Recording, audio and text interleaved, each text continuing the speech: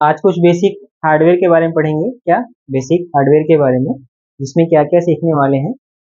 ये जो कैबिनेट होता है, कैबिनेट का जो फ्रंट पैनल होता है, इसको कैबिनेट बोलते हैं पूरे को। ठीक है। जब ये मदरबोर्ड इसके अंदर सेट हो जाता है, एसएमपीएस लग जाता है और पूरा सेटअप जब कर दिया जाता है, तब पूर्ण रूप से उसको सीपी बोलते हैं। उसके पहले तक वो कैबिनेट ही माना जाता है। आप परचेजिंग जब करने जाओगे, परचेजिंग के दौरान क्या होता है, अगर आपको जो सीपीयू जिसको हम बोलते हैं, सीपीयू का बॉक्स लेना है, तो आप वहां जाके सीपीयू नहीं बोलोगे। किसी भी दुकान पे यदि आप जाके बोलते हैं भैया हमको सीपीयू चाहिए, तो दुकानदार पता है तरह तरह के सीपीयू का नाम बता देगा। बोलेगा भैया कौन सा सीपीयू चाहिए, किस पर्पज से चाहिए आपको, i3 चाहिए, i5 चाहिए, i7 चाहिए, i7 चाहिए तो कौन सा जनरेशन चाहिए, i5 चाहिए तो कौन सा जनरेशन चाहिए, तो आप कंफ्यूज पड़ जाओगे उस टाइम। तो उस स्थिति में आप क्या बोलेंगे? उस स्थिति में आप इशारा करेंगे भैया हमें ये सब नहीं, वो बॉक्स टाइप का जो होता है वो चाहिए। तब वो बोलेगा अच्छा आपको कैबिनेट चाहिए। तो कैबिनेट में भी कैटेगरी होती है तरह तरह की। ये नॉर्मल कैबिनेट है, गेमिंग कैबिनेट भी आता है, अच्छी अच्छी क्वालिटी के कैबिनेट आते हैं तरह तरह के। तो आप दुकानदार से अच्छी तरीके से डील कर सकते हैं उनसे कि भैया हमको इस टाइप का कैबिनेट चाहिए, इस पर्पज से चाहिए, तो अच्छी क्वालिटी का कैबिनेट आपको दे देगा। ठीक है। इस कैबिनेट पर पैनल, फ्रंट पैनल पे कुछ ही चीजें होती हैं जो जानना थोड़ा सा जरूरी भी है। जैसे इनको क्या बोलते हैं, इनको क्या बोलते हैं, ये सभी पोर्ट किस लिए लगे हुए हैं, इसको हम यहाँ भी देख रहे हैं, व्हाइट बोर्ड पे भी देखेंगे, इसको क्या बोला जाता है। ठीक है, पहले यहाँ समझ लेते हैं। ये जो बड़ा वाला बटन दिख रहा है, क्या बड़ा वाला बटन, ये होता है ऑन ऑफ का बटन होता है। किसका? इससे आप अपने सीपीयू को ऑन भी कर सकते हैं, अपने कंप्यूटर को, और ऑफ भी कर सकते हैं। दूसरा जो छोटा वाला है, छोटा वाला क्या होता है, ये रीस्टार्ट है। क्या? रीस्टार्ट, ये रीस्टार्ट होता है। और इसके बगल में दो एलईडी लगी हुई हैं। एक जब आप ऑन करते हैं तो बल्ब जल जाता है, उसके बाद जब सारी चीजें प्रक्रिया प्रोसेसिंग वगैरह होती रहती है, हार्ड डिस्क आपका चलता रहता है, तो दूसरा वाला उससे। ठीक है। और इसके बगल में पोर्ट है कुछ इस टाइप का, इसको हम बोलते हैं यूएसबी पोर्ट। कल हमने इसके बारे में डिस्कस किया था। क्या है? USB port. और ये बीच के साउंड के लिए है। किसके लिए? साउंड और माइक के लिए आप इसमें कनेक्ट कर सकते हैं। अब आ जाते हैं बैक पैनल पर। इसमें बैक पैनल सो घुमा दें। देखिए इसके अंदर मदरबोर्ड सेट भी है, एक हमने ऊपर रखा हुआ है। अभी और भी समझेंगे डीप में, पहले समझ लेते हैं यहाँ क्या क्या है। ये एसएमपीएस, ठीक है ना, एसएमपीएस जो इसके अंदर सेट हुआ है, जहाँ पे हम पावर कार्ड लगाते हैं, तो पूरे हमारे मदरबोर्ड के अलग अलग जगहों पे, अलग अलग हिस्सों पे जो सप्लाई जाती है वहां से, और सप्लाई बट के जाती है। अगर ये मान लीजिए 220 वाट का है, तो 220 वाट नहीं जाए, वो डिवाइड होके जाता है, बट के जाता है। ठीक है, यहाँ आ जाती है। ये देखिए PS2 पोर्ट है, किसके लिए? कीबोर्ड और माउस के लिए। इसके लिए कीबोर्ड और माउस। अब जो है PS2 बंद हो गया। PS2 का मतलब होता है पैरेलल सीरियल टू। क्या? Parallel serial to. इसके बाद है VGA। क्या है? VGA port. VGA को हम बोलते हैं विजुअल ग्राफिक्स एरे। क्या? Visual graphics array. यहाँ पे अपना मॉनिटर कनेक्ट करते हैं। क्या कनेक्ट करते हैं? मॉनिटर। और इसके ठीक नीचे दिया हुआ है 4 पोर्ट यूएसबी, जिसमें आप क्या पेन ड्राइव, कीबोर्ड, माउस या एनीथिंग जो भी यूएसबी पोर्ट फीचर्स के हैं, उन सभी को आप यहाँ पे कनेक्ट कर सकते हैं। फिर साउंड का नीचे, इसके नीचे दिया लैन पोर्ट, जिसमें आप अपनी लैन केबल को लगा सकते हैं। लैन केबल लगाने से क्या होता है, हमको एंड एंड कनेक्शन मिल जाएगा, या फिर हम इसे एक सिस्टम से दूसरे सिस्टम पर कनेक्टिविटी ले सकते हैं विदाउट इंटरनेट कम्युनिकेशन कराने के लिए। तो यहाँ लैन पोर्ट की आवश्यकता पड़ेगी। और इसके बाद नीचे दिया है साउंड। क्या? माइक, साउंड और माइक का पोर्ट है, ये आप यहाँ पे साउंड वगैरह कनेक्ट करेंगे अपना। इसको थोड़ा सा हम फ्रंट को यहाँ व्हाइट बोर्ड पे भी समझ लेते हैं, और आप वो चीजें लिख भी लीजिएगा। देखिए जैसे मान लीजिए ये फ्रंट पैनल में बना रहा हूँ, यहाँ पे इसका, यहाँ एक बटन है, एक बटन यहाँ पे है, दो बल्ब है इधर, और मैंने नीचे यूएसबी पोर्ट बना दिया आपका, और बीच में साउंड का बना दिया। ठीक है। अभी देखिए इसको क्या बोला जाता है, on off switch, on off. और ये क्या है आपका? री स्टार्ट। अब इन दोनों को बोलते क्या, देखिए बूटिंग में आते हैं दोनों। यहाँ पे आप कह सकते हैं ऑन को हम क्या कह सकते हैं, कोल्ड बूटिंग। जब आपका कंप्यूटर पहली बार ऑन होता है उसको कोल्ड बूटिंग कहा जाता है। जैसे बंद पड़ा हुआ है, आप पूरी रात बंद था, मॉर्निंग में आपने ऑन किया तो कोल्ड बूटिंग है। या एक आध घंटे के लिए भी बंद है, वो पूरी तरह से ठंडा है, जब आप ऑन करते हैं तो उसको हमेशा कोल्ड बूटिंग बोला जाता है। और चल रहे दौरान, जब कंप्यूटर आपका चल रहा है उस दौर में अगर आपका कंप्यूटर बंद होकर पुनः चालू होता है, बंद हुआ और पुनः चालू हुआ, तो उसे हम क्या बोलेंगे, रीस्टार्ट। और रीस्टार्ट को हम बोलते हैं क्या, वार्म बूटिंग। क्या बोलते हैं, वार्म बूटिंग।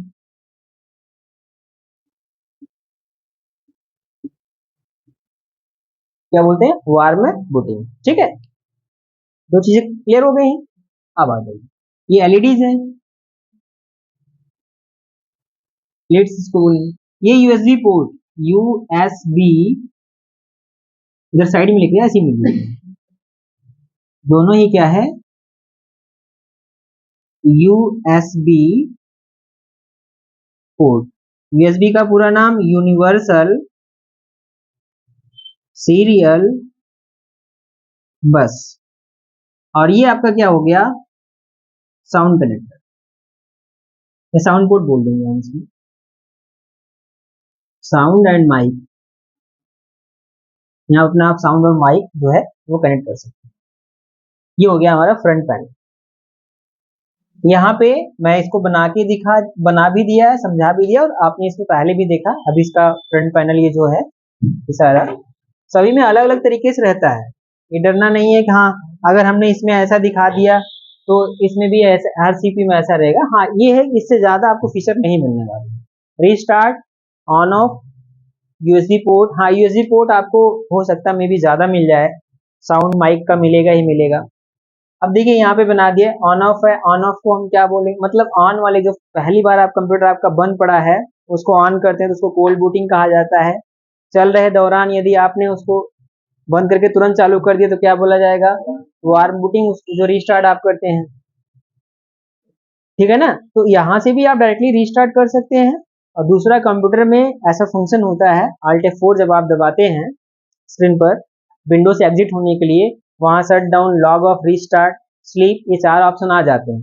उसमें से आपको क्या करना है, स्लीप करना है, लॉग ऑफ करना है, शट डाउन करना है, रीस्टार्ट करना है, आप वो फंक्शन वहां पे यूज कर सकते हैं। ठीक है, विंडोज के फंक्शन है।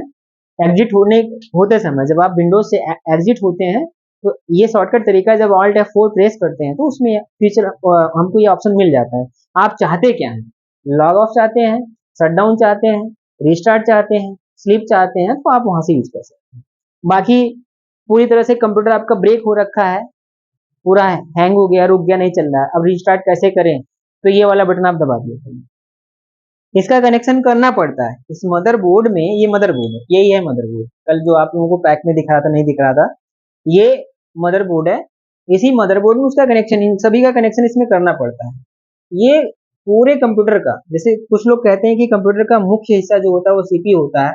मेरा मानना है, मैं अपना ओपिनियन आपको दे रहा हूँ, मेरा मानना है कि कंप्यूटर का सबसे मुख्य हिस्सा जो होता है वो मदरबोर्ड है। क्योंकि देखिए, जैसे एक उदाहरण देता हूँ, जैसे माता होती है, हमारी माता, मम्मी, जिसको मम्मी बोलते हैं, जितने भी रिलेशन हमारे नए जुड़ते हैं या जितने भी रिश्तेदार होते हैं, ज्यादातर उनके संबंध से ही बनना शुरू होते हैं। तो इसका नाम भी कुछ ऐसे ही रखा गया, जितने भी इनपुट आउटपुट डिवाइसेस हैं, तो सारे डिवाइसेस या एनीथिंग, कोई भी डिवाइस, जब भी वो डिवाइस कनेक्ट होता है तो पहले मदरबोर्ड से ही कनेक्ट होता है। किससे कनेक्ट होता है, मदरबोर्ड से। तो उसका रिलेशन इससे, मतलब जब तक आप मदरबोर्ड से कनेक्शन नहीं करोगे तब तक उस डिवाइस का हम यूज नहीं कर सकते। ठीक, इसे कुछ पार्ट के बारे में, बेसिक पार्ट के बारे में बता देते हैं, और इसका मैं पूरा फोटो आप लोगों को भेज दूंगा और सारे पार्ट के बारे में लिखा होगा। आप लोग मंडे वाली क्लास में बना के लाएंगे, क्योंकि मंडे क्लास में आपसे यही पूछूंगा मैं। ठीक है ना, अभी फिलहाल क्या किया, पहले ये समझ लेते हैं इसके बैक साइड का ये जो होता है, इसका फ्रंट मान चलिए, फ्रंट ही मान लीजिए। यहाँ पे देखिए क्या क्या चीजें आप कनेक्ट कर सकते हैं, बेसिक चीजें क्या क्या कनेक्ट होगी। कल बताया था, यहाँ पे आप PS2 पैरेलल सीरियल 2, यहाँ पे कीबोर्ड माउस लगाया जाता है। लेकिन अब पैरेलल सीरियल 2 मतलब PS2 कीबोर्ड माउस बंद हो चुका है, वो नहीं आता मार्केट में। तो ये आप भूल जाइए, इसको जानकारी के लिए बता दे रहा हूँ, जानते रहे इन केस इन फ्यूचर किसी ने आपसे कभी पूछा तो आप उसको बता सकते। दूसरा, यहाँ पे प्रिंटर कनेक्ट करते थे, क्या प्रिंटर, ठीक है ना। अब इसके बाद है वीजीए, क्या वीजीए, जहां पे आपकी वीजीए केबल लगती है। इस वीजीए को हम बोलते हैं विजुअल ग्राफिक्स एरे, क्या विजुअल ग्राफिक्स एरे। जितना प्रोसेसिंग होके जो हमें मॉनिटर स्क्रीन पर दिखाई देता है वो यहीं से आउटपुट होता है। कहाँ से, यहीं से आउटपुट होता है, तो हमें टीवी पे दिखता है, मतलब जिसको हम मॉनिटर बोलते हैं। जस्ट जो नहीं जानता तो टीवी बोलेगा ये टीवी है, तो बट कंप्यूटर की भाषा उसको मॉनिटर बोला जाता है। मॉनिटर का सिर्फ काम क्या होता है, आउटपुट दिखाना, कितनी प्रोसेसिंग हो रही है, क्या क्या चल रहा है, उसी हमको दिखाता है, ठीक है ना। अब इसके बाद इधर आ जाता है यूएसबी पोर्ट, क्या आ जाता है यूएसबी पोर्ट। इसमें आप तो जितने भी यूएसबी क्या नाम कीबोर्ड माउस आ रहे हैं वो सभी यूएसबी है। यहीं पे आपका क्या नाम है यूएसबी कीबोर्ड लगेगा, माउस लगेगा, प्रिंटर लगेगा, सारा यहीं पे लग जाएगा। सारा क्या हो जाएगा, समझ नहीं आ रहा क्या, सारा यहीं पे लग जाएगा। और ठीक इसके जस्ट बगल में ये जो दिख रहा है ना, इसके ठीक जस्ट बगल में क्या मिल, लैन पोर्ट, क्या लैन पोर्ट, यहाँ पे लाइन जो है कनेक्ट हो जाएगा। आप अपना यहाँ पे लाइन केबल लगा सकते हो। बाकी बगल में साउंड का व्यवस्था है, यहाँ पे साउंड वगैरह माइक आप कनेक्ट कर सकते हैं अपने सिस्टम से, ठीक है। वेब कैम भी अगर आपको कनेक्ट करना होगा तो इसी यूएसबी पोर्ट में ही लगेगा। लेकिन आप सोच रहे हैं कि सर 4 ही है, अब हमें 5 डिवाइस, पेन ड्राइव भी कनेक्ट करना है, वेब कैम भी कनेक्ट करना है, तो प्रिंटर भी कनेक्ट करना है, कीबोर्ड माउस भी लगाना है, तो 4 इधर 2 इधर 6, एक साथ 6 डिवाइस आप कनेक्ट कर सकते हैं।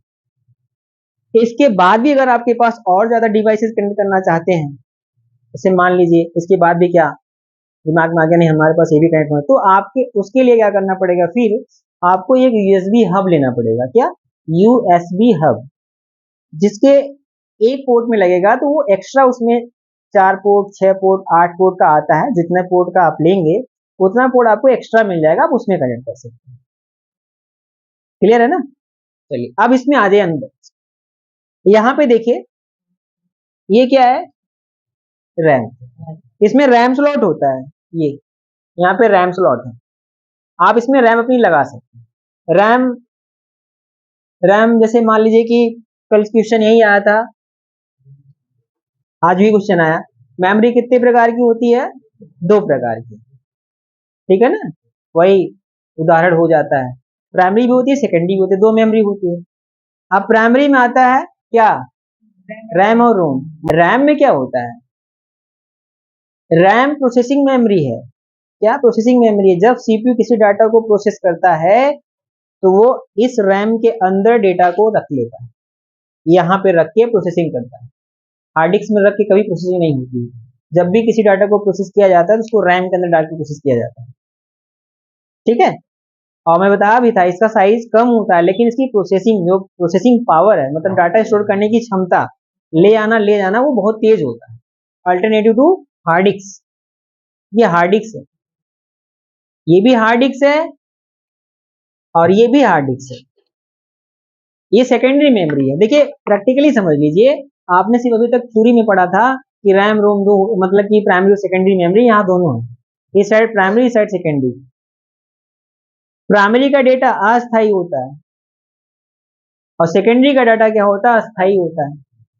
इसमें डेटा तब तक बना रहता है जब तक आपका कंप्यूटर चलता रहता है। जैसे ही कंप्यूटर आपका ऑफ होता है, इसके अंदर पड़े सभी डेटा क्या होते हैं, नष्ट हो जाते हैं। लेकिन इसके अंदर पड़ा हुआ डेटा नष्ट नहीं होता, वो सुरक्षित रहता है। जब तक आप चाहेंगे तब तक इसमें पड़ा रहेगा, जब आप चाहेंगे हम इसको हटा देते थे, हट जाएगी इसमें से, तुम्हारा क्या हो जाता है, सेकेंडरी। सेकेंडरी के और भी टाइप होते थे, कल भी मैंने डिस्कस किया, आज फिर मैं एक बार बता दे रहा हूँ। सेकेंडरी मेमोरी में मैग्नेटिक, ऑप्टिकल एंड अदर कर लेते हैं। मैग्नेटिक में 3 चीजें, क्या मैग्नेटिक में 3 चीजें, कौन कौन सी, मतलब 3 डिवाइस स्टोरेज, एक एफडीडी, एक एचडीडी, एक क्या मैग्नेटिक टेप।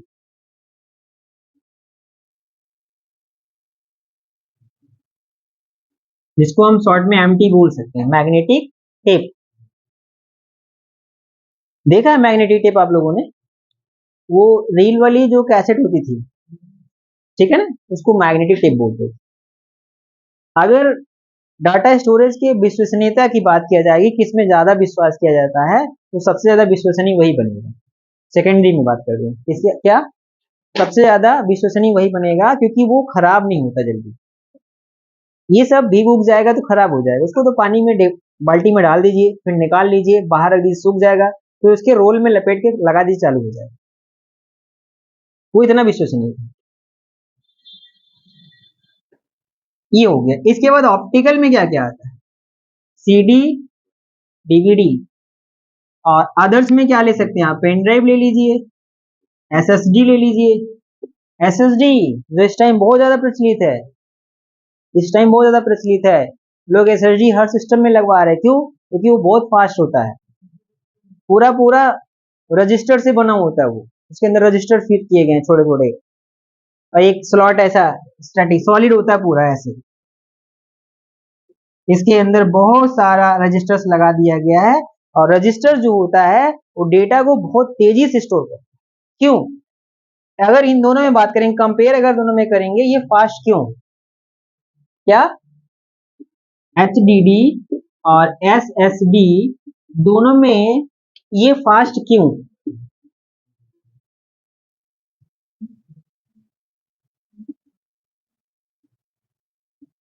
क्या फास्ट क्यों?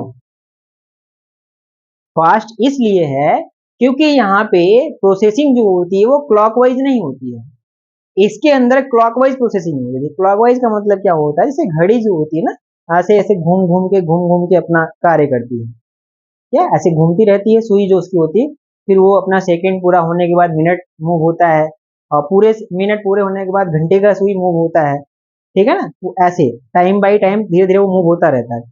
तो ऐसे ही इसमें जब डाटा स्टोर होता था, तो डाटा ये क्या है, इसमें एक मैग्नेटिक डिस्क होता था अंदर, जो सर्कुलेट फॉर्मेट में होता था, इसके अंदर